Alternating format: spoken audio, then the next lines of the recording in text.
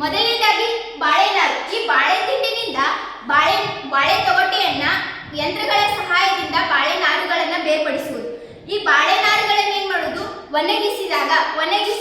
ಒಣಗಿಸಿ ಮತ್ತೆ ಹತ್ತಿಯೊಂದು ಜೈವಿಕ ವಿಘಟನೆಯನ್ನು ಹೊಂದುವ ಒಂದು ವಸ್ತು ಆಗಿದೆ.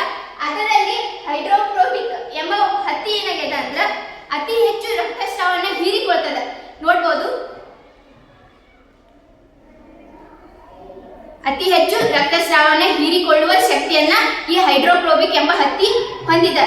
ಆಮೇಲೆ ಕತ್ತರಿಯ ಸಹಾಯದಿಂದ ಮಾಡಿದ್ದೀವಿ, ಮತ್ತೆ ಕಾಟನ್ ಬಟ್ಟೆಯನ್ನ ತಗೊಂಡಿದ್ದೀವಿ, ಯಂತ್ರಗಳ ಸಹಾಯದಿಂದ ಈ ಮಾದರಿಯನ್ನ ತಯಾರಿಸಿದ್ವಿ. ಹೇಗೆ ಮಾಡಿದ್ದೀವಿ? ಈ ಮೊದಲನೇದಾಗಿ ಮೇಲ್ಪದರವಾಗಿ ಕಾಟನ್ ಬಟ್ಟೆಯನ್ನ ಹಾಕಿದ್ದೀವಿ. ಕಾಟನ್ ಬಟ್ಟೆ ಒಳಗೆ ಆಮೇಲೆ ಹತ್ತಿ ಹಾಕಿದ್ದೇವೆ. ಹತ್ತಿಯ ಒಳಗೆ ನಾರುಗಳನ್ನ ಹಾಕಿದ್ದೇವೆ. ಈ ಮಾದರಿಯನ್ನ ಸಂಪೂರ್ಣವಾಗಿ ತಯಾರಿಸಿದ ಒಂದು ಮಾದರಿ ಈ ಸ್ಯಾನಿಟರಿ ಪ್ಯಾಡ್ ಆಗಿದೆ. ಇದನ್ನ ನಾವು ಈಗ ಒಂದು ಏನಾದ್ರೂ ಮಾಡಿದ್ದೇವೆ ಅಂದ್ರೆ ಅದು ಸಕ್ಸಸ್ ಆಗತ್ತೆ ಇಲ್ಲ ಅನ್ನೋಕೆ ಫಸ್ಟ್ ಪ್ರಯೋಗ ಮಾಡಿದ್ದೇವೆ. ಅದರಿಂದ ನಾವು ಮೊದಲು ಹಾಕಿದಾಗ ಇದು ಹೀರಿಕೊಂಡಿದೆ. ನಿಮ್ಮ ಮುಂದೆ ನೋಡಬಹುದು, ನೀವು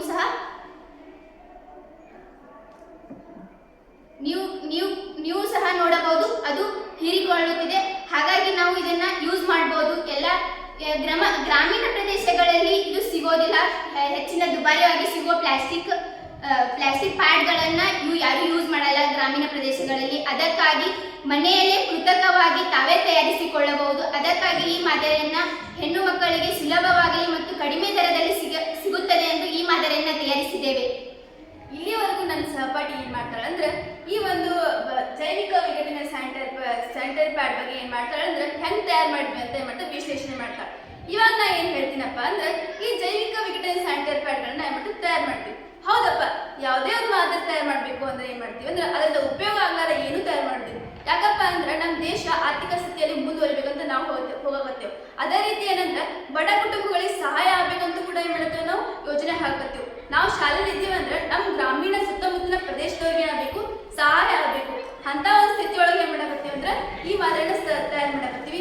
ಅದ್ರೊಳಗೆ ಏನಂದ್ರೆ ಉಪಯೋಗಗಳೇನಂದ್ರೆ ಪರಿಸರ ಸ್ನೇಹಿ ಹೆಂಗ ನಾವೇನ್ ಮಾಡ್ತೀವಿ ಅಂದ್ರೆ ಇಲ್ಲಿ ಬಾಳೆ ನಾರುಗಳು ಹತ್ತಿಯಿಂದ ಏನ್ ಮಾಡ್ತೀವಿ ಅಂದ್ರೆ ಈ ಒಂದು ಮಾದರಿ ತಯಾರು ಮಾಡ್ತೀವಿ.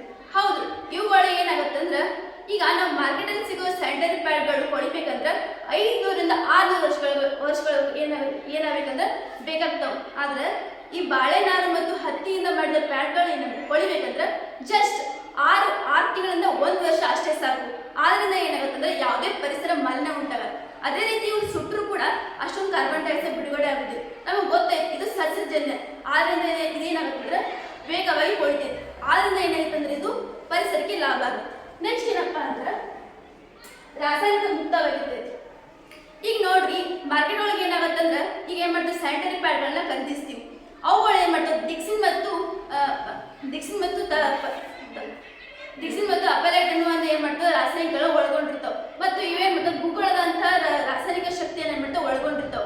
ಅವುಗಳು ಏನ್ ಮಾಡ್ತಾವೆ ಚರ್ಮಕ್ಕೆ ತುರಿಕೆಯನ್ನ ಉಂಟು ಮಾಡ್ತಾವು. ಅದೇ ರೀತಿ ಹಲವಾರು ಅಲರ್ಜಿಗಳನ್ನ ಉಂಟು ಮಾಡ್ತಾವೆ. ಇದರಿಂದ ಏನಾಗುತ್ತೆ, ಹೆಣ್ಮಕ್ಳಿಗೆ ಮೊದಲೇ ಋತುಚಕ್ರ ಬಂದಾಗ ಏನಾಗ್ತಿರ್ತದೆ, ತುಂಬಾ ನೋವುಗಳು ಉಂಟಾಗ್ತಿರ್ತಾವೆ. ಅದರಿಂದ ಈ ಒಂದು ಪ್ಯಾಡ್ಗಳನ್ನ ಬಳಸೋದ್ರಿಂದ ಕೂಡ ತುರಿಕೆ ಉಂಟಾಗಿ ಇನ್ಸ್ಪೆಕ್ಷನ್ ಆಗಿ ಏನಾಗುತ್ತೆ ಅಂದ್ರೆ ಹೆಣ್ಮಕ್ಳಿಗೆ ಆ ಋತುಚಕ್ರ ಬಂದ ಸಂದರ್ಭದಲ್ಲಿ ಏನಾಗುತ್ತೆ ಹೆಚ್ಚಿನ ತೊಂದರೆ ಆಗುತ್ತೆ. ಅದರಿಂದ ಅದರ ಒಂದು ಪರ್ಯಾಯ ಮಾರ್ಗವಾಗಿ ಏನ್ ಮಾಡ್ತೀವಿ ಅಂದ್ರೆ ನಾವು ತಯಾರಿಸಿದಂತ ಒಂದು ಏನ್ ಮಾಡ್ತೀವಿ ಅಂದ್ರೆ ಈ ಜೈವಿಕ ಪ್ಯಾಡ್ಗಳನ್ನ ಏನ್ ಮಾಡ್ತೀವಿ ಬಳಸೋದ್ರಿಂದ ಏನಾಗುತ್ತೆ ಆ ತುರಿಕೆ ಅಲರ್ಜಿಗಳೇನೆಲ್ಲ ಆಗಲ್ಲ. ಅದೇ ರೀತಿ ಏನಪ್ಪಾ ಅಂದ್ರೆ ಶ್ವಾಸಕೋಶಗಳ ಸಾಮರ್ಥ್ಯ. ಹೌದು, ಏನಪ್ಪಾ ಅಂದ್ರೆ ಇವುಗಳನ್ನ ಬಾಳೆ ನಾರು ಮತ್ತು ಹತ್ತಿಯಿಂದ ಉಂಟು ಮಾಡಿದ್ರೆ ಗಾಳಿಯ ಹರಿವು ಉಂಟಾಗೋದ್ರಿಂದ ಏನಾಗುತ್ತೆ ಅಂದ್ರೆ ಚರ್ಮಕ್ಕೆ ಯಾವುದೇ ರೀತಿ ತೊಂದರೆ ಉಂಟಾಗಲ್ಲ. ಚರ್ಮಕ್ಕೆ ಏನಾಗಲ್ಲ, ಅಲರ್ಜಿಗಳು ಏನಾಗಲ್ಲ ಉಂಟಾಗೋದಿಲ್ಲ. ಚರ್ಮಕ್ಕೆ ಅಲರ್ಜಿ ಉಂಟಾಗದೇ ಇದ್ದಾಗ ಏನಾಗುತ್ತೆ ಅಂದ್ರೆ ಯಾವುದೇ ತುರಿಕೆ ಆಗಿರ್ಬೋದು, ಬ್ಯಾಕ್ಟೀರಿಯಾ, ಫಂಗಲ್ ಇನ್ಸ್ಪೆಕ್ಷನ್ ಅಂತ ಯಾವುದೇ ಒಂದು ರೋಗಗಳು ಏನಾಗಲ್ಲ ಉಂಟಾಗಲ್ಲ. ಆದ್ರಿಂದ ಏನಾಗುತ್ತೆ ಅಂದ್ರೆ ಈ ಋತುಚಕ್ರ ಸಂದರ್ಭದಲ್ಲಿ ಏನಾಗುತ್ತೆ ಅಂದ್ರೆ ಹೆಣ್ಮಕ್ಳಿಗೆ ಏನಾಗುತ್ತೆ ಅಂದ್ರೆ ಸಹಾಯ ಆಗ್ತೈತಿ. ಈ ಒಂದು ನಮ್ಮ ಮಾದರಿ ಇನ್ನೊಂದು ಏನು ಉಪಯೋಗಪ್ಪ ಅಂದ್ರೆ ಆರ್ಥಿಕವಾಗಿ ಏನಾಗುತ್ತೆ ಉಪಯೋಗ ಆಗುತ್ತೆ. ಹೌದು, ನಾನು ಮೊದಲ ಹೇಳಿದ ಹಾಗೆ ಏನಂದ್ರೆ ಈಗ ಮಾರ್ಕೆಟಲ್ಲಿ ಖರೀದಿಸುವಂತ ಈ 50 ರೂಪಾಯಿ ಪ್ಯಾಡ್ಗಳು ಈಗ ಒಂದು 6 ಸಿಗ್ತಾವ ಅನ್ಕೋರಿ. ಒಂದು ಪ್ಯಾಕೆಟ್ 6 ಸಿಗ್ತಾವ ಅನ್ಕೋರಿ. ಇವು 50 ರೂಪಾಯಿ ಬೇಡ ಒಂದು 6 ಸಿಗ್ತಾವ.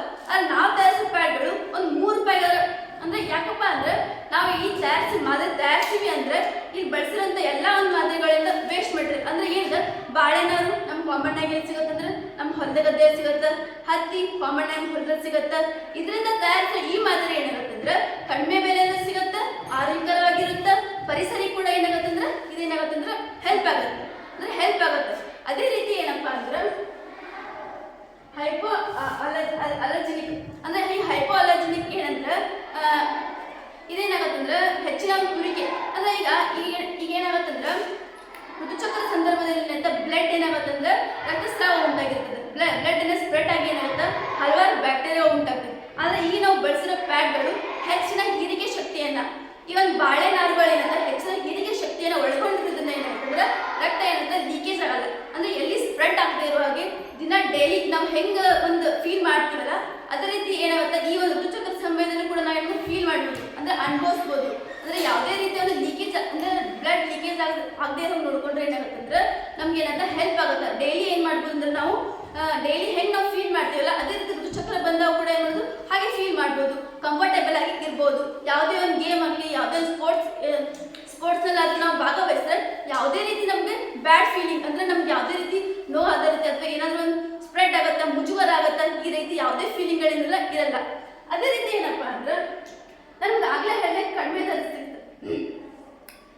ದರದಲ್ಲಿ ಸಿಗತ್ತ. ಹೌದು, ಇದು ಕಡಿಮೆ ದರದಲ್ಲಿ ಸಿಗೋದ್ರಿಂದ ನಮ್ಮ ದೇಶ ಏನಂತ ನಮ್ಮ ದೇಶ ಕಡಿಮೆ ಈಗ ಗ್ರಾಮೀಣ ಪ್ರದೇಶಗಳಲ್ಲಿ ಏನಾಗಲ್ಲ, ಈಗ ಅವರಲ್ಲಿ ಏನಾಗಲ್ಲ ಬಡತನ ಇರತ್ತ, ಅವರಲ್ಲಿ ಹಣ ಇರಲ್ಲ. ಅದಕ್ಕೆ ಅವ್ರು ಏನ್ ಮಾಡ್ತಾರ ಆ ಪ್ಯಾಡ್ಗಳನ್ನ ಪ್ಲಾಸ್ಟಿಕ್ ಪ್ಯಾಡ್ಗಳನ್ನ ಬಳಸೋದಿಲ್ಲ, ಬಟ್ಟೆಗಳನ್ನ ಯೂಸ್ ಮಾಡ್ತಾರೆ. ಆಮೇಲೆ ಈ ನಗರ ಪ್ರದೇಶಗಳಲ್ಲಿ ನಾವು ನೋಡಿರೋ ಹಾಗೆ ಅವ್ರು ಏನ್ ಮಾಡ್ತಾರ ಹೆಚ್ಚು ದುಬಾರಿ ಇರುವ ಪ್ಯಾಡ್ಗಳನ್ನ ಯೂಸ್ ಮಾಡ್ತಾರೆ. ಹಾಗಾಗಿ ನಮ್ಮ ನಾವೆಲ್ಲರೂ ಬೆಳೆದಿರುವುದು ಗ್ರಾಮೀಣ ಪ್ರದೇಶಗಳಲ್ಲಿ ನಾವೇನ್ ಮಾಡ್ತೀವಿ ಬಟ್ಟೆಗಳನ್ನ ಯೂಸ್ ಮಾಡೋದ್ರಿಂದ ಅದರಿಂದ ನಾವು ರೋಗಗಳು ಉಂಟಾಗತ್ತೆ, ಇನ್ಫೆಕ್ಷನ್ ಉಂಟಾಗುತ್ತೆ. ಆದ್ದರಿಂದ ನಾವೇನ್ ಮಾಡುದು ಇದು ಕಡಿಮೆ ದರದಲ್ಲಿ ಸಿಗತ್ತೆ, ಅದರಿಂದ ಇದನ್ನ ನಾವು ಕೃತಕವಾಗಿ ಮನೆಯಲ್ಲೇ ತಯಾರಿಸಿಕೊಳ್ಬಹುದು, ಆಮೇಲೆ ಬಳಸಿಕೊಳ್ಬಹುದು. ಅದರಿಂದ ನಾವು ಇದನ್ನ ಮನೆಯಲ್ಲೇ ತಯಾರಿಸಿಕೊಳ್ಳಬಹುದು. ಅದೇ ರೀತಿ ಏನಪ್ಪಾ ಅಂದ್ರೆ ನಾವು ಹೇಳ್ತೀವಿ ನಮ್ಮ ಒಂದು ಮಾದರಿ ಏನಂದ್ರೆ ಯಾವುದೇ ರೀತಿ ತೊಂದರೆ ಉಂಟಾಗಲ್ಲ, ಅದೇ ರೀತಿ ಕಡಿಮೆ ಬೆಲೆಯಲ್ಲಿ ಸಿಗತ್ತೆ, ತೊಂದರೆ ಉಂಟಾಗಲ್ಲ. ಅದೇ ರೀತಿ ಗ್ರಾಮೀಣ ಒಂದು ಈಗ ನೋಡ್ರಿ ನಮ್ಮ ಈ ಮಾದರಿ ಸಕ್ಸಸ್ ಆಯ್ತು ಅನ್ಕೋರಿ ನಾವೇನ್ ಮಾಡ್ತೀವಿ ಗ್ರಾಮೀಣ ಒಂದು ಪ್ರದೇಶದಲ್ಲಿ ಕೈಗಾರಿಕೆಗಳ ಸ್ಥಾಪನೆ ಮಾಡಕ್ಕೆ ಇಚ್ಛೆ ಪಡ್ತೀವಿ. ಅದೇ ರೀತಿ ಈ ಒಂದು ಮಾದರಿಯಲ್ಲಿ ಯಾವುದೇ ರೀತಿ ಉಪಯೋಗ ಇಲ್ಲ ಅಂದ್ರೆ ಯಾವುದೇ ರೀತಿ ಕೆಟ್ಟ ಒಂದು ಪರಿಣಾಮ ಬೀರೋದಿಲ್ಲ. ಯಾಕಂದ್ರೆ ಈ ಒಂದು ಮಾದರಿನ ಸಕ್ಸಸ್ ಆಯ್ತಪ್ಪ ಅಂದ್ರೆ ನಮ್ಮ ಗ್ರಾಮೀಣದಲ್ಲಿರೋ ಪ್ರತಿಯೊಬ್ಬರಿಗೆ ಉದ್ಯೋಗ ಸಿಕ್ಕಾಗ್ತದೆ. ಇದ್ರಾಗ ಬೇರೆ ನಾವು ಏನ್ ಮಾಡಲ್ಲ ಋತುಚಕ್ರದಲ್ಲಿ ಅಂತ ಹೆಣ್ಮಗಳಿಗೆ ತೊಂದರೆಯನ್ನ ತಡೆಯೋಕ್ಕಿಂತ ಹೆಚ್ಚಾಗಿ ಆರ್ಥಿಕ ಸ್ಥಿತಿಯನ್ನು ಮುಂದುವರೆಯಕ್ಕೆ ಕೂಡ ಅಂತ ನಮ್ಮ ಮಾದರಿ ಸಹಾಯ ಆಗುತ್ತೆ. ಅದೇ ರೀತಿ ಏನಪ್ಪಾ ಅಂದ್ರೆ ನಾವು ಈ ಮಾದರಿನ ಮಾಡೋಕ್ಕೆ ಮೂಲ ಉದ್ದೇಶ ಇಷ್ಟೇ, ಏನಂದ್ರೆ ಒಬ್ಬ ಹೆಣ್ಣು ಮಗಳಿಗೆ ಏನಾದ್ರು ಋತುಚಕ್ರದಲ್ಲಿ ತುಂಬಾ ಏನಾಗ್ತದೆ ತೊಂದರೆ ಆಗ್ತಿರುತ್ತೆ. ಆದ್ರೆ ಈ ಒಂದು ಮಾದರಿ ಮುಖಾಂತರ ಆ ತೊಂದರೆ ಪರಿಹರಿಸಬಹುದು. ಪ್ರತಿಯೊಂದು ಒಂದು ಜೈವಿಕ ಒಂದು ಪರಿಸರದ ವಸ್ತುಗಳನ್ನು ಬಳಸೋದ್ರಿಂದ ಪ್ಲಾಸ್ಟಿಕ್ ಮುಕ್ತವಾಗಿ ಒಂದು ಪರಿಸರ ಒಂದು ಜೈವಿಕ ಒಂದು ಅಂಶಗಳನ್ನ ಬಳಸೋದ್ರಿಂದ ಏನಾಗುತ್ತೆ ಅಂದ್ರೆ ಈ ಜೈವಿಕ ವಿಘಟನೆ ಸ್ಯಾನಿಟರಿ ಪ್ಯಾಡ್ ಬಳಸಿ ಪರಿಸರವನ್ನು ಉಳಿಸಿ. ಧನ್ಯವಾದ.